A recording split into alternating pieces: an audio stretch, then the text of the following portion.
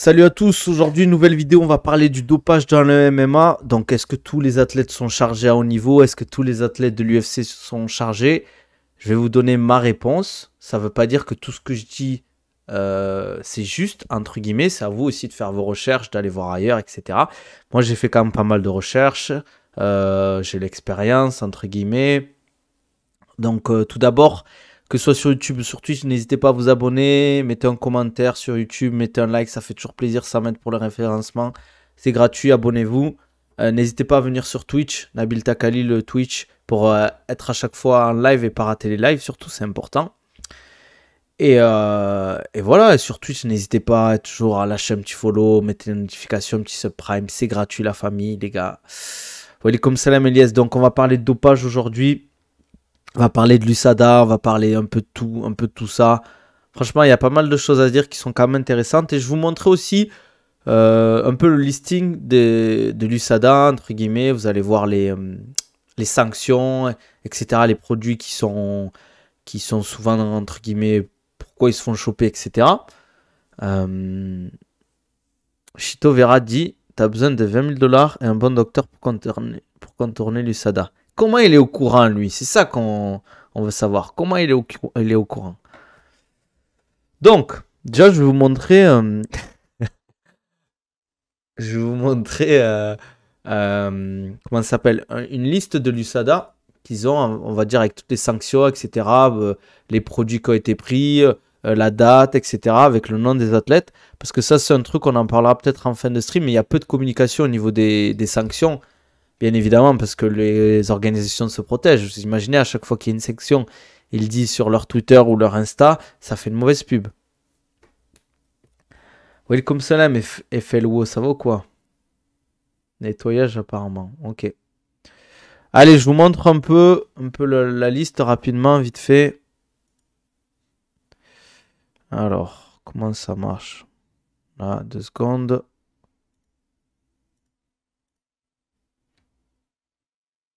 Alors, donc je suis remonté à, allez, 2015.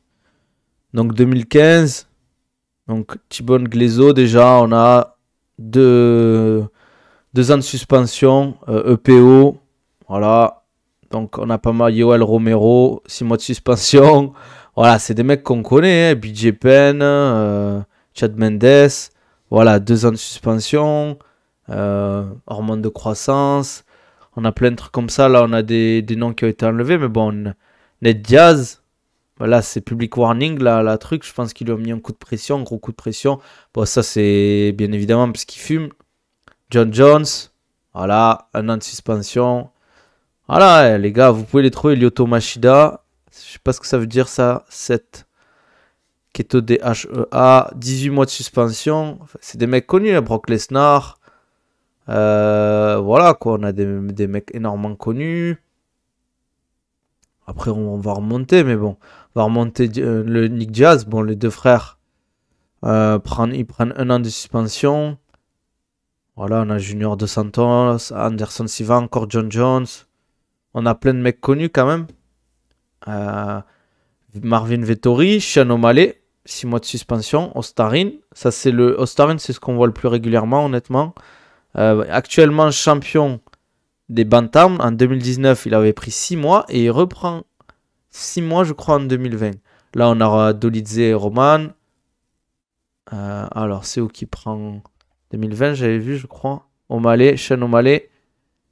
1er septembre, je crois, 2020, ouais. Il reprend 6 mois de suspension pour Ostarin. Donc, voilà quoi. Il y a 3 ans, jour pour jour, on avait quand même notre champion actuel des Bantam, 2 fois, qui est quand même, qui prend 6 mois de suspension. C'est pas énorme en soi quand tu prends 6 mois. Moi, au début, je croyais que c'était cannabis. Mais là, on est quand même sur de l'Ostarine. Et ce qui est le plus régulièrement, c'est ce qu'on voit le plus régulièrement, quoi. Romero a été annulé. Ah, j'avais pas vu, tu vois. Ostarine, c'est... Attendez, je vais vous montrer. Ostarine.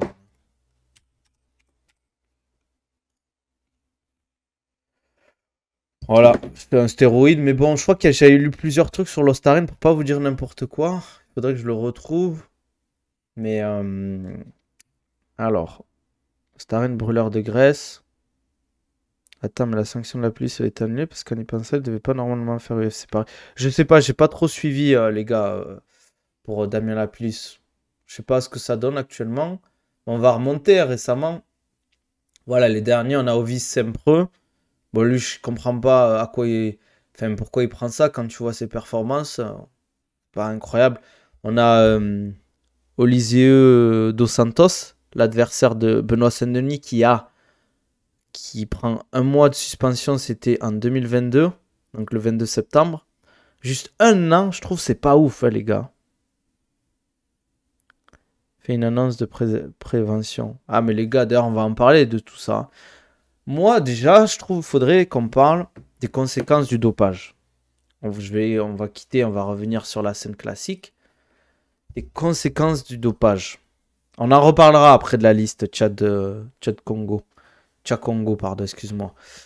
Déjà, quand même, le dopage, faut oublier, dans les sports de combat, ça reste un sport où tu frappes tes adversaires, tu vois. Encore en lutte ou grappling, bon, tu peux te blesser, tu peux blesser ton adversaire, mais quand même un sport où tu vas frapper ton adversaire. Benoît Saint-Denis, il a dit, son combat, il a peut-être perdu des années des années de vie durant son combat, parce que vu les coups qu'il a pris, que l'arbitre n'est pas arrêté, etc., c'est quand même compliqué. Et je trouve que quand tu dopes dans le sport de combat, que tu sais clairement que tu prends des produits qui peuvent potentiellement faire plus mal à ton adversaire, c'est compliqué. Parce qu'en fait, le dopage, ça a plein de trucs. Il y a du dopage, on va dire, où tu vas... pas des antidouleurs, mais en fait, c'est un peu des produits qui t'enlèvent la douleur. Mais par exemple, quand il y a des blessures, etc., pas forcément tu prends des coups, tu sens moins, mais quand tu as des blessures, par exemple, Kamaru Usman, pour son genou, moins ressentir la douleur, il y a des produits qui vont te permettre de t'entraîner plus longtemps et de mettre plus de volume d'entraînement, donc tu vas progresser plus facilement. Il y a des produits qui te permettent de gagner en force, il y a des produits qui te permettent de perdre du poids plus facilement. Donc, ouais, voilà, faut pas l'oublier, on n'est pas Wolverine, les gars. On n'est pas. En plus, tu te mets des produits qui bousillent aussi ta santé, mais en plus, tu bousilles la santé de tes adversaires. Et c'est pour ça que moi, là, je voulais revenir sur les sanctions. Est-ce que vous, personnellement, vous trouvez que les sanctions, quand on voit la liste, je vais vous remontrer la liste, hein, c'est pas énorme quand même, hein. Testostérone, 2 ans de suspension. Après, les gars, je connais pas le nom des produits. Je suis pas non plus un gros spécialiste du dopage, même si j'ai eu des cours dessus. Mais je trouve que pour moi, déjà, bon, lui, il a pris 4 ans parce que je pense qu'il a pris plusieurs molécules. Ça, pour moi, déjà, tu prends plusieurs molécules, t'as pas d'excuses. Bon, lui, cocaïne, il a pris un mois. Voilà, quoi. On est hormones de croissance, peptide 2. Ouais, voilà, tu vois, tous ces trucs, Ostarine, public warning, un an de suspension. Moi, je trouve que c'est quand même, ça reste assez léger, je trouve, comme sanction. Après, ça dépend des gens, etc. Pas assez léger, pas assez sévère. Dites-moi aussi sur YouTube en commentaire si ce que vous en pensez. Est-ce que tous les produits dopants sont mauvais pour la santé? Pas forcément. Par exemple, les diurétiques, si tu en prends une fois de temps en temps, c'est pas, ça dépend ce que tu prends, etc. Parce qu'il y a des produits, le problème, ça dépend où tu les prends, hein. Si tu les prends du Brésil ou de Thaïlande, tu sais pas ce qu'il y a vraiment à l'intérieur. Pourquoi ils suspendent ceux qui prennent de la coke ou du cannabis? C'est leur problème. Parce que ben, c'est des produits qui peuvent te permettre de. Tu vois, par exemple, la cocaïne, ça peut te permettre d'être un peu plus agressif, etc. Des trucs comme ça, quoi. Il y a plein de choses qui peuvent te permettre d'être plus détendu. Ça aide forcément. Alors, Samriz, en vrai, c'est de l'ordre du pénal, ça pourrait être considéré comme la mise en danger d'autrui ou quoi. Ouais, je suis d'accord. C'est vrai, hein. Moi, je pense qu'il faudrait vraiment des sanctions plus sévères. Les sanctions sont vraiment pas beaucoup vu que les combattants font pas souvent de combat. C'est trop léger. En plus, tu vois, les gars, c'est au cas par cas en plus. Moi, par exemple, je vous donne un exemple. Un mec, il va prendre un produit, il va prendre un médicament. Il prend un médicament, dans ce médicament, il y a des molécules. Par exemple, il est malade, il prend un médicament, et dans ce médicament, il y a une molécule qui est interdite par l'USADA. Sauf que, attention, il y a quand même de l'éducation de la part de l'USADA. Il leur précise bien qu'ils ont un site, je vais vous montrer. Je vous montre le site. Je ne sais plus si c'est ce site-là. Sur ce site-là, tu peux, par exemple, taper une molécule que tu vois dans ta liste, dans ton médicament, ce qui est écrit derrière. Tu tapes la molécule et ça va te dire si elle est interdite ou pas. Comment fonctionne l'USADA aussi? Je vais en parler vite fait, rapidement. En fait, l'USADA, ce qu'ils font, c'est qu'il y a une application, etc., que tu peux utiliser par rapport au contrôle et tu dois, entre guillemets, en temps réel, toujours savoir, l'USADA doit toujours savoir où tu es situé. Par exemple, tu vas mettre ton adresse, tu sais que tu vas partir un week-end, je sais pas, chez la famille à je sais pas, 1 heure de chez toi. Il faut que tu le précises, que tu seras à cet endroit-là, parce que si y a un contrôle, ils viendront le faire à ce moment-là, s'ils veulent le faire à ce moment-là. Par exemple, s'ils viennent chez toi et que tu n'es pas là, c'est considéré comme un no-show. Ça veut dire que tu n'es pas présenté au contrôle. Même si c'est un contrôle inopiné. J'ai une question. Est-ce qu'il y a un seuil maximum de dopage ou la moindre résidus dans le corps s'interdit? Non, il y a des dosages. Par exemple, sur le cas de Damien Lapillus, il prenait de la... Ah, j'ai oublié le nom. Comment on appelle ça, produit qu'on prend là? J'ai oublié, j'ai un trou, les gars. Mais il a dépassé en fait la dose. Après, parce que lui, il avait une prescription médicale Ventoline. Voilà, exactement. Normalement, l'organisation, elle le vire tout simplement. Ouais. Donc voilà comment fonctionne l'USADA. Il y a des contrôles réguliers. On peut savoir même le nombre de contrôles qu'a un athlète à l'UFC, par exemple. On sait que je crois que l'athlète le plus contrôlé à l'UFC, c'est Jiri, pour Chaska. Bien évidemment, on a vu des athlètes comme Paulo Costa, Yoel Romero, tout ça. Il y a des contrôles quand même. Mais ce que je voulais vous dire, c'est que l'USADA essaie quand même de faire un bon boulot depuis. Et quand même, on le sent que depuis que l'arrivée de l'USADA est arrivée, physiquement, on sent un changement. Merci Ilias pour les abonnements venus tout droit de Turquie. C'est Ilias qui offre. Merci frérot. Bienvenue à ceux qui sont sub. Qu'est-ce que je voulais dire? La dictature. Vous avez des pseudos, les gars, vous me faites rigoler. Qu'est-ce que je voulais dire? Ce que je voulais dire aussi, c'est qu'il y a quand même... Après, c'est normal, la communication au niveau des organisateurs, par exemple l'UFC, le PFL, bon, il y a des organisations où ils assument clairement, on sait clairement qu'il y a du dopage parce qu'il n'y a pas de contrôle. Après, ça dépend des fonds. Dans certains pays, peut-être qu'ils n'ont pas les fonds, ou c'est l'organisation, par exemple, le pays qui n'a pas forcément les organismes antidopage pour faire les contrôles et qui n'ont pas forcément les fonds, qui se concentrent sur les bases. Mais voilà, l'USADA, quand même, depuis qu'ils sont arrivés, on voit un réel changement. Et je ne sais pas si vous vous rappelez, sur la liste, il y avait beaucoup plus de contrôle positif au début. Là, ces dernières années, il y en a beaucoup moins. Moi, je pense qu'ils sont absolument tous dopés. Pour la simple et bonne raison que si un seul mec dopé, ils sont probablement tous, vu qu'un Nati pourra jamais être au même niveau qu'un Nati. Ouais, mais petit colibri, ça reste un sport hybride, le MMA. Ok, le physique a une énorme implication et je trouve qu'on n'en parle pas assez. Le physique en MMA, moi je m'entraîne à mon petit niveau, je suis pas pro et tout. Mais des fois, tu tombes contre un mec qui est plus fort, plus puissant, plus endurant. Ça va énormément jouer, même si techniquement tu es plus fort. Il va te rentrer dedans, il va partir un peu en lutte. Si techniquement il a un niveau de base, mais que toi tu es meilleur techniquement, mais que physiquement il en impose, il peut gagner par son physique. Je suis d'accord que le physique peut jouer. Mais tu peux pas dire qu'ils sont tous dopés quand même. Pourquoi? Parce que ça voudrait dire en fait que les contrôles, il y a tous les contrôles qu'ils font, ça veut dire que tu choperais quasiment à chaque événement, tu choperais des mecs. Et ok, tu peux dire qu'il y a peut-être des moyens pour contourner les contrôles, mais ça demande beaucoup d'argent. Et les athlètes de MMA, c'est pas des footballeurs, c'est pas des basketteurs. Bizarrement, en foot et au basket, on en entend très peu parler du dopage. Ok, il y en a peut-être moins parce que c'est des sports qui peut-être demandent moins de dopage, mais il ne faut pas oublier qu'ils jouent beaucoup. Il y a énormément de matchs en basket et en foot. Mais bizarrement, vu qu'il y a beaucoup d'argent, vous imaginez Cristiano Ronaldo ou Léo Messi accusés de dopage pour le foot, pour la FIFA, etc., pour les clubs. C'est énormément de manque à gagner parce qu'il y a beaucoup de sponsoring derrière, les gars. Voilà, par exemple, les pays de l'Est, on sait qu'au KSW, c'est quand même une organisation où tu peux te poser les questions sur le dopage parce qu'il n'y a pas de contrôle. Hein. Même à l'Octagone, pardon, il n'y a pas de contrôle. Si une personne se dope en janvier et recombat en juin, il y aura encore des traces. Ça dépend des produits, ça dépend. Parce qu'en fait, quand l'USADA contrôle, ils ne peuvent pas contrôler toutes les molécules. Quand ils viennent récupérer par exemple, tu pisses ou tu as une prise de sang, ils peuvent pas contrôler toutes les molécules maintenant, entre guillemets. Ça prend du temps de contrôler toutes les molécules. C'est pour ça que des fois, on n'en entend pas parler. Mais souvent, si vous voulez savoir si un mec, il est chargé, ben c'est un combat annulé des fois. Et vous allez juste aller sur la liste de l'USADA. 6 mois plus tard, vous allez vous rendre compte qu'il y avait une suspension.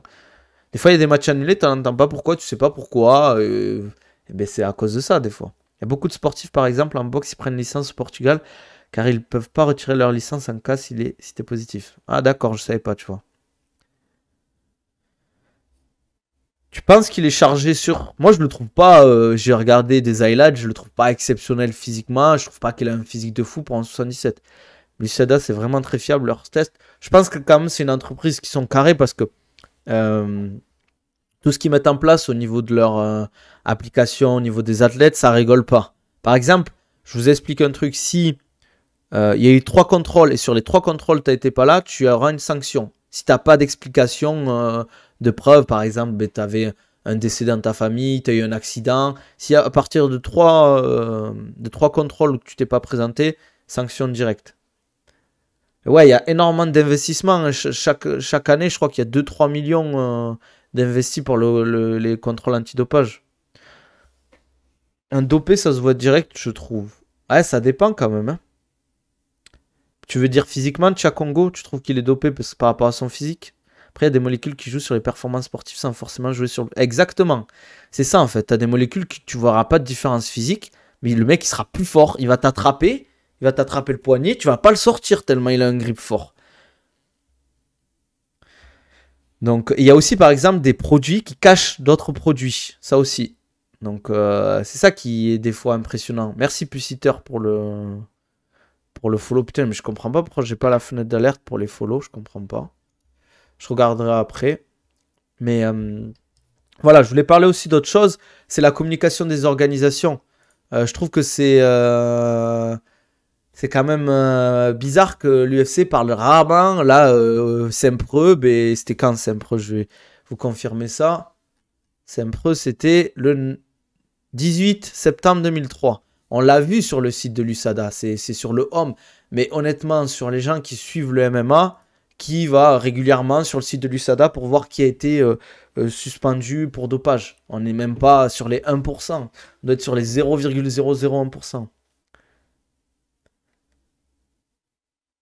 Ouais, après je peux comprendre parce que physiquement il est impressionnant, Baki. Je peux comprendre qu'on dise ça. Mais après, moi, je suis content pour lui. Ça veut dire qu'il travaille bien, etc. Et puis nous, les gars, à l'arrêt, à chaque fois, il a été contrôlé. Hein. Et il rigole pas. Il accompagne. Tu peux pas aller n'importe où. Tant que t'as pas fait ton pipi dans le truc, il te laisse pas partir. Et si tu mets du temps, c'est pour ça que moi, dès qu'il finit son combat, je lui file des bouteilles d'eau. Je lui dis bois, bois, bois. Moi, ça va pas mettre du temps et tu peux aller pisser, quoi. Jamais ils vont le communiquer. Et oui, parce que c'est une très mauvaise image hein, pour le. Imaginez, chaque semaine, il y a un athlète dopé à l'UFC, surtout qu'en plus, je crois que le MMA va arriver au JO.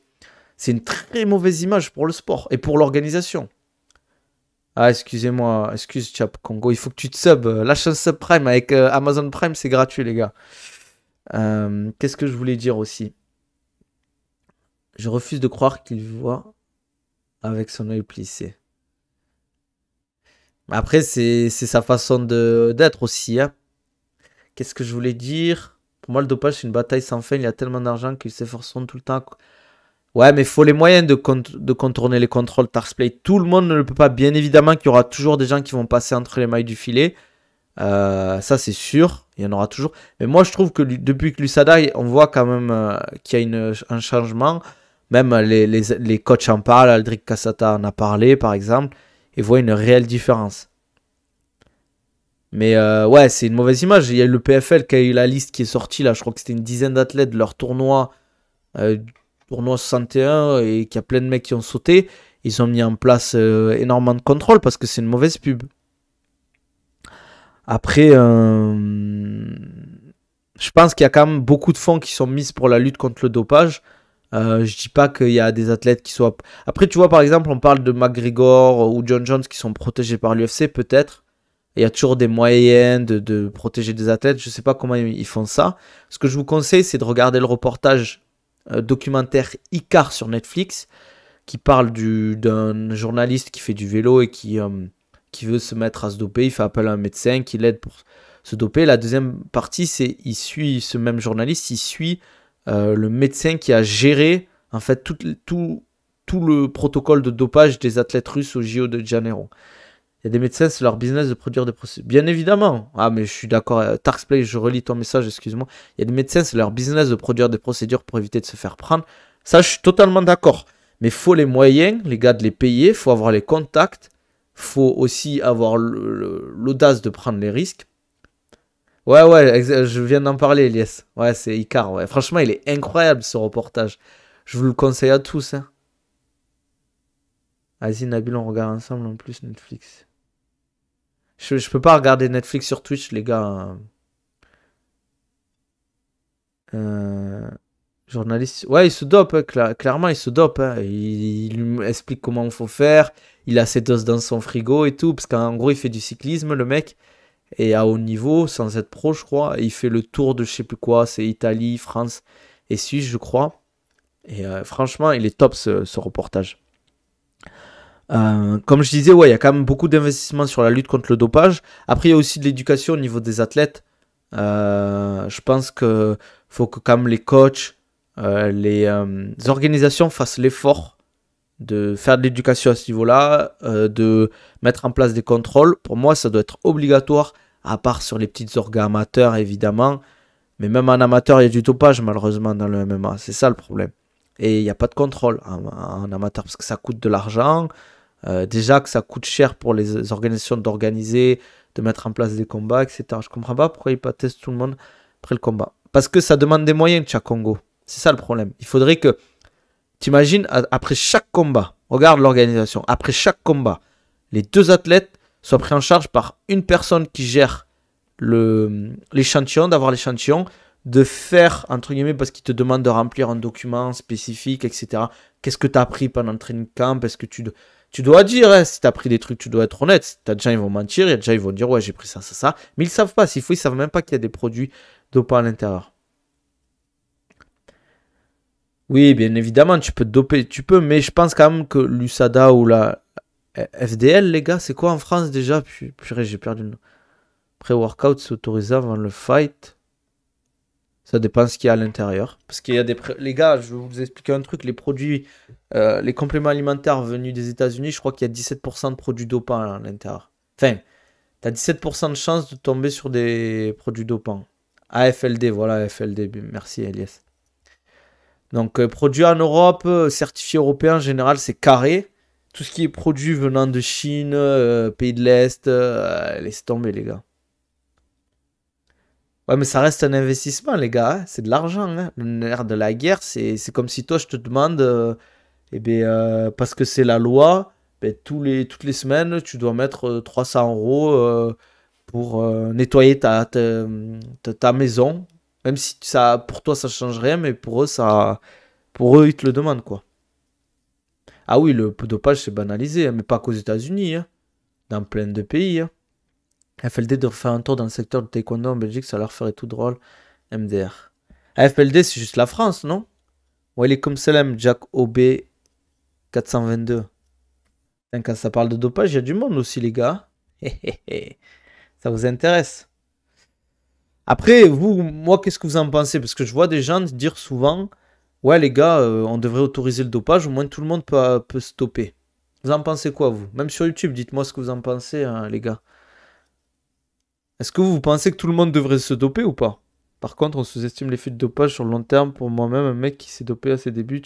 Exactement. Je suis d'accord, ça, c'est un bénéfice aussi sur le long terme.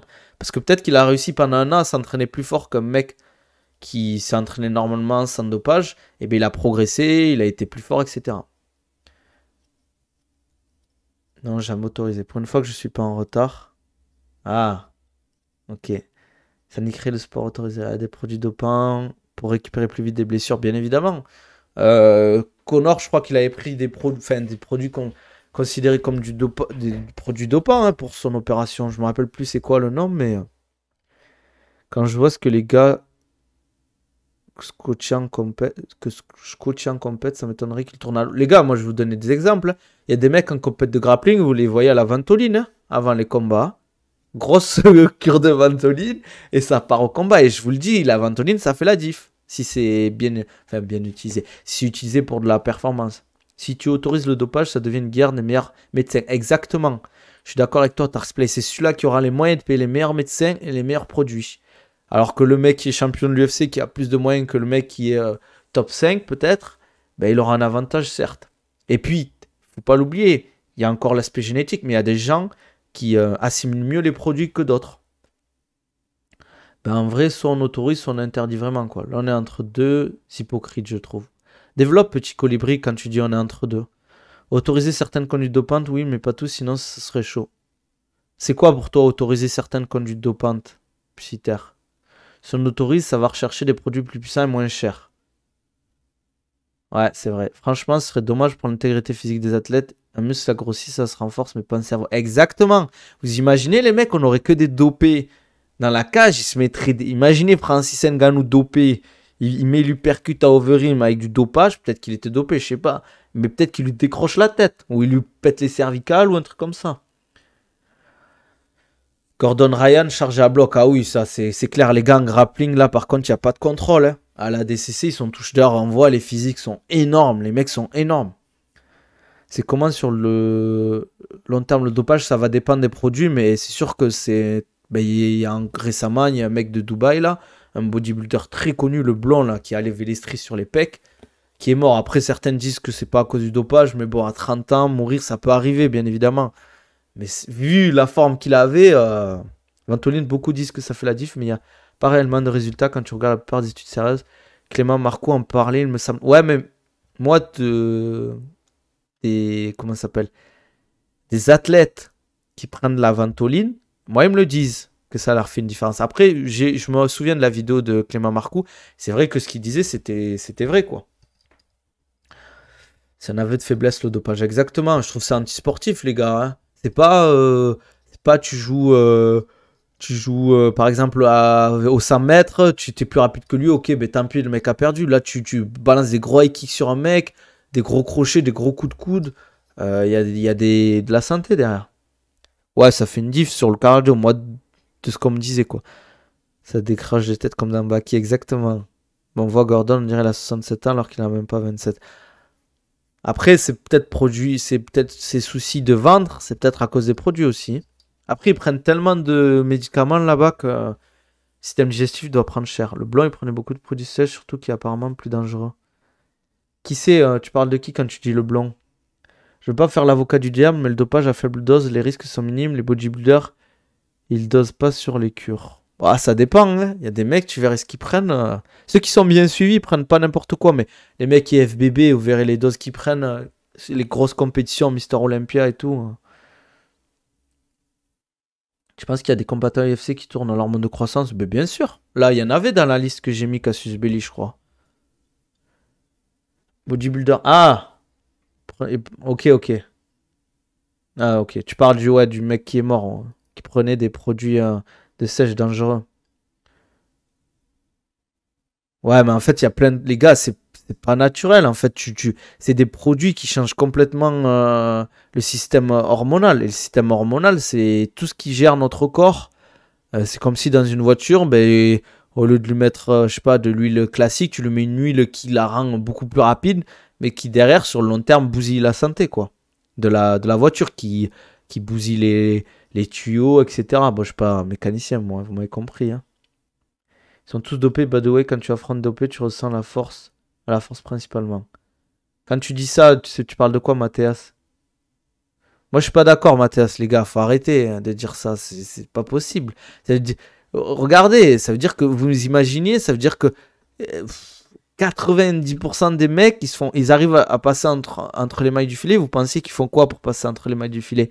Les gars, les combattants, c'est pas des. Même leur équipe, ils s'y connaissent rien en dopage. Faut trouver les bons médecins, faut trouver. Par exemple, par contre, ce qui est simple à mettre en place, c'est tout ce qui est enfin, tout ce qui est intraveineuse, tout ça.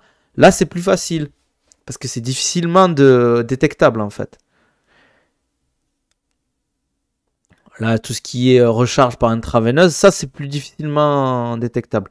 Réinjection de sang, par exemple, c'est plus acceptable que d'autoriser ce type de dopage que d'autres dopants qui vont taper le foie ou les couilles. J'ai pas trop compris ce que tu voulais dire, Pusitaire, par c'est beaucoup plus acceptable. Les bodybuilders, ils se niquent la santé, hein, le corps, c'est plus naturel. Voir autant de muscles. Mais même en dehors de ça, ça bousille plein de choses. Surtout que l'USADA a augmenté le dosage pour les tests et le nouveau test fait que le combat John Jones vs Daniel Cormier ne serait pas considéré comme no contest. C'est clairement un aveu. C'est vrai. Ouais, mais en France, c'est pas trop la culture, les gars. Le dopage, il y en a en France, bien évidemment, des gens dopés. Pour moi, le taux de dopé à l'UFC est surévalué. Ouais, c'est pas comparable la France et les États-Unis, les gars. En termes de dopage, c'est tellement plus facile de s'en procurer là-bas qu'ici. Les gars, Mathéa, c'est pas besoin d'insulter les gens, hein. Les gars, c'est quoi ça? T'insultes les gens comme ça, mec? T'es un fou, toi. Vous êtes des fous, les gars. Oh, arrêtez d'insulter comme ça, là. Sinon, vous allez vous prendre des bannes directes, hein. Merci, Clara Loulette, pour le follow. Mais ouais, les gars, y a pas besoin de s'insulter, on discute, hein. On discute zen, tranquille, les gars. Tu peux avoir ton avis, je peux avoir mon avis, y a pas besoin de s'insulter. Surtout qu'il y a des contrôles, les gars. Vous inquiétez pas, c'est direct après le combat. Contrôle, ils contrôlent avant les combats, ils contrôlent pendant ton training camp. Tu peux être à l'autre bout du monde, ils viendront te contrôler. Les gars, on parle. Je sais pas comment on fait pour te mettre modo, Ilias. Je sais pas comment je fais pour te mettre modo.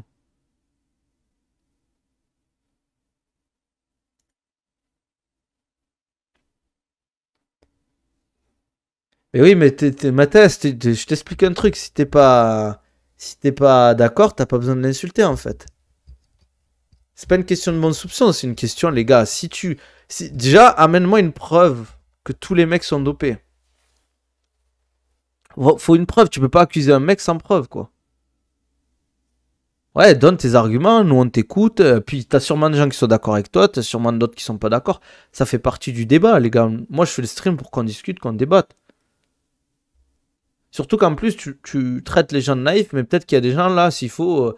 Bon, c'est un exemple. Salut Clara Boulette, je crois que je t'ai pas répondu, excuse-moi. Euh, Mais ce que je voulais dire, s'il faut, il y a des gens qui s'y connaissent à balle, qui travaillent à la FLD. Hein, là, s'il faut, dans le chat, il y a un mec de la FLD. S'il faut, là, toujours le sourire de Curie, il travaille à la FLD, mec. En plus, le délire de naïf. Moi, en fait, les gars, moi, je prépare des mecs, des combattants pros. euh, Et il me le dirait en plus, après, on en parlerait de ça. Il me dirait, Nani, et moi, s'il me le dirait, j'irais pas aller dire, un tel, il m'a proposé, il m'a dit qu'il voulait que se doper. Ben non, je vais pas faire ça. Je vais lui dire, Nani, moi, je suis pas d'accord, ça risque de nuire à ta santé, à ta carrière, et moi, je travaille pas avec des gens dopés.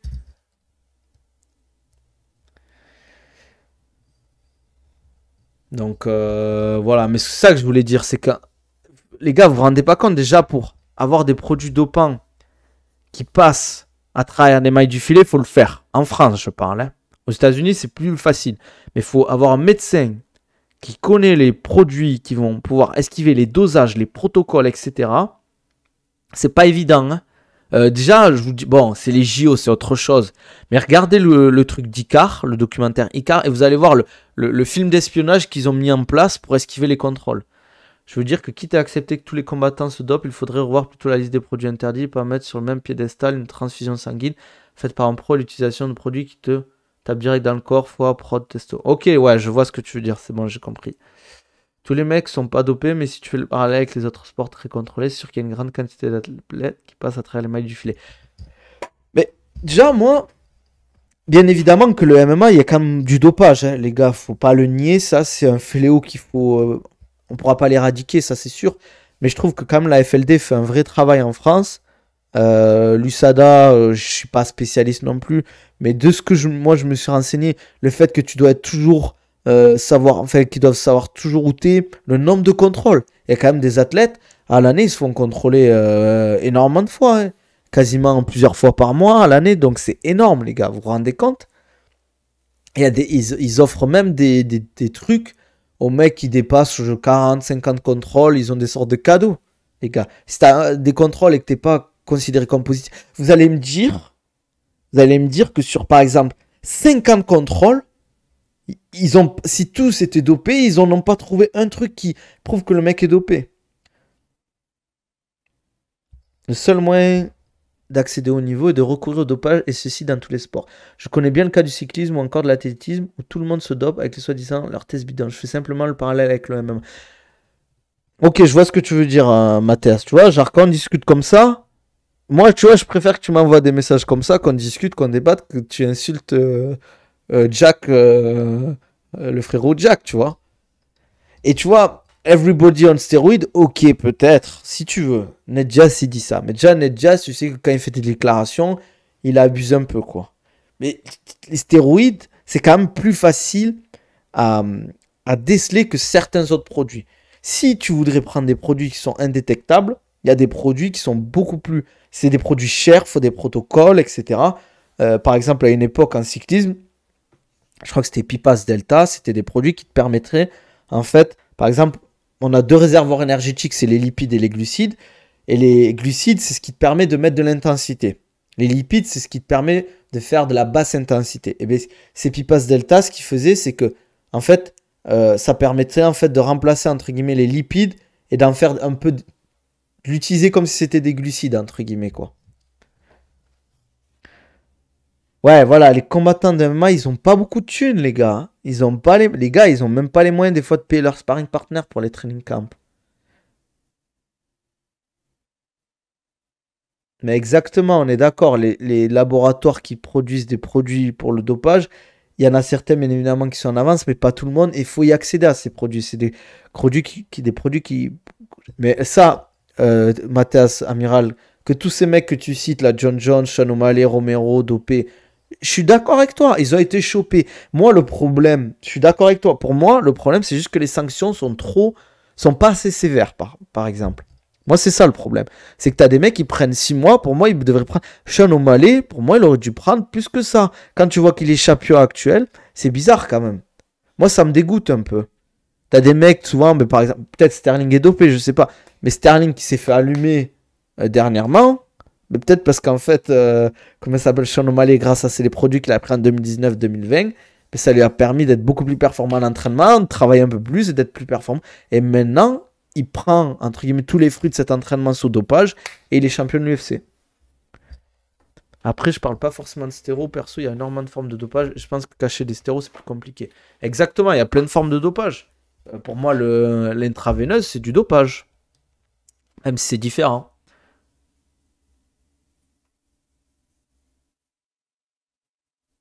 Et au KSW non plus, ils ont pas de thunes et pourtant il y en a plein. Ouais, mais parce qu'en fait, ils s'en foutent au KSW. C'est pas la politique là-bas. Eux, ils s'en foutent. Parce que peut-être pour en Pologne, ça choque pas et ça. Exact. Ouais, c'est du business. Bien évidemment qu'ils sont contents d'avoir John Jones ou Sean O'Malley champion et qui diront pas, tu verras jamais dire Dana White, ouais, mais en 2020, Sean O'Malley, il a été chopé pour ça, etc. Il va te dire, ouais, c'est du passé, il y a eu la sanction, etc.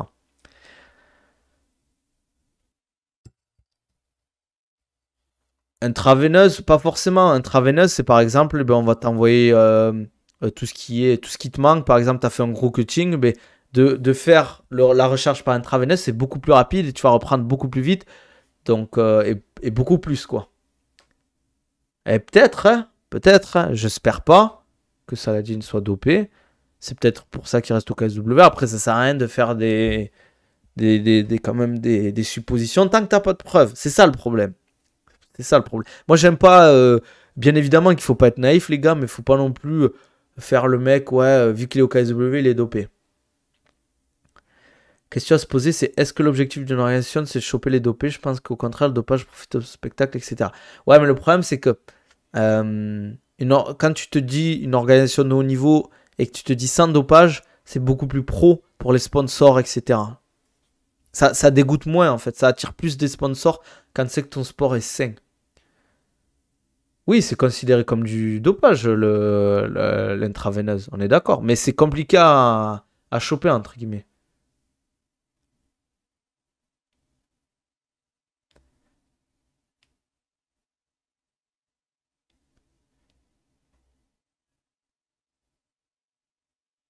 Tu peux te dire sans dopage pour la vitrine, mais dans les faits, pas vraiment le vouloir. On est d'accord. Bien évidemment que l'UFC, ce qu'ils veulent, ça reste une entreprise. Ils veulent de l'argent, ils veulent se développer.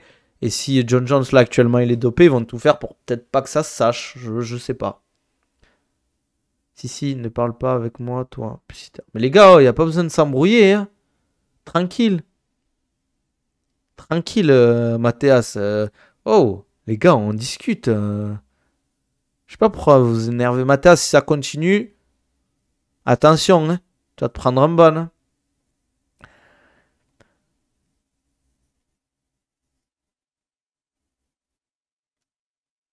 Moi, je pense qu'il faut des sanctions plus sévères. Des fois, il y en a, ils doivent prendre des sanctions à vie. Et pour moi, les sanctions de 6 mois, c'est pas assez. Au moins, tu dois te prendre minimum, tu te prends 1 an, 2 ans minimum. Au moins, ça te calme. Bon, Mathias, vas-y. Je crois que je vais te ban parce que là, t'abuses, là. Je sais même pas comment on fait, les gars, pour le ban.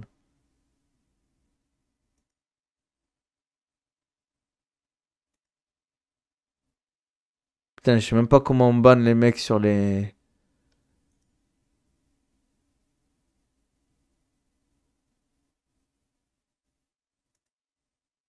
Bon, bref.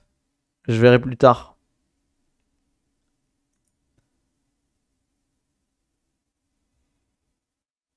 Attends.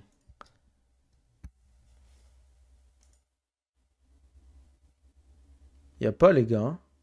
Ah. Je sais pas comment on fait. Bon, bref, je verrai plus tard.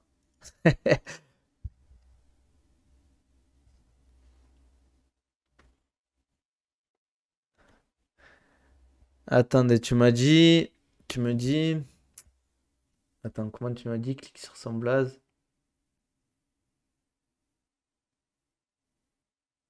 Mathias, toi, t'es un petit filou, toi. Hein. Fais. Ah, ok.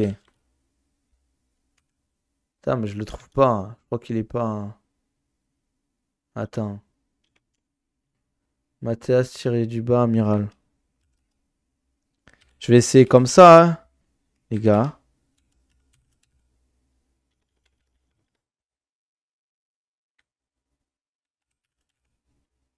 Ouais, je sais pas, je le trouve pas. Ça me dit pas de correspondance.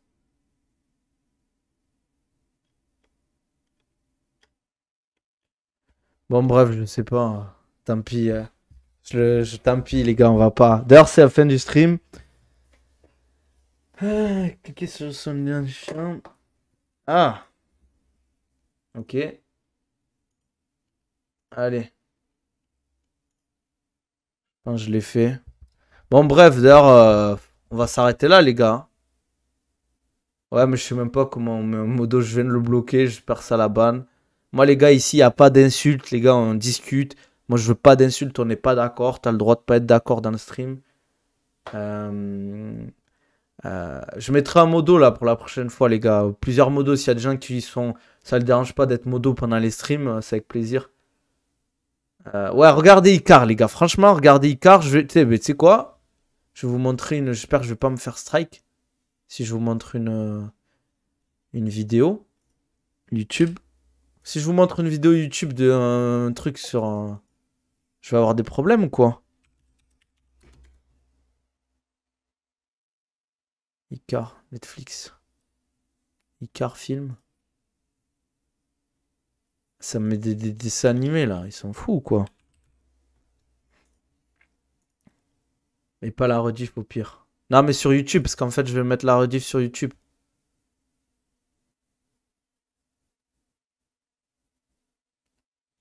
C'est ça, dites-moi si je peux ou pas. Bon, j'ai une idée, les gars. Tu sais quoi? Je vais faire que je quitte le stream. Regardez la gamberge. Regardez. Je vais faire un mode, ouais, outro, je quitte le stream. Et après, je couperai sur YouTube et je vous la mettrai. Voilà. Là, il y en a là-dedans, les gars. Bon les gars, en tout cas, sur YouTube, vous abonnez, vous lâchez un like. N'hésitez pas à me dire en commentaire ce que vous en pensez de ce qu'on a dit dans le stream. N'hésitez pas à venir sur Twitch. Bon les gars, sur Twitch, pareil, abonnez-vous, lâchez un follow. Subprime, c'est gratuit. On se dit à la prochaine. Allez, ciao.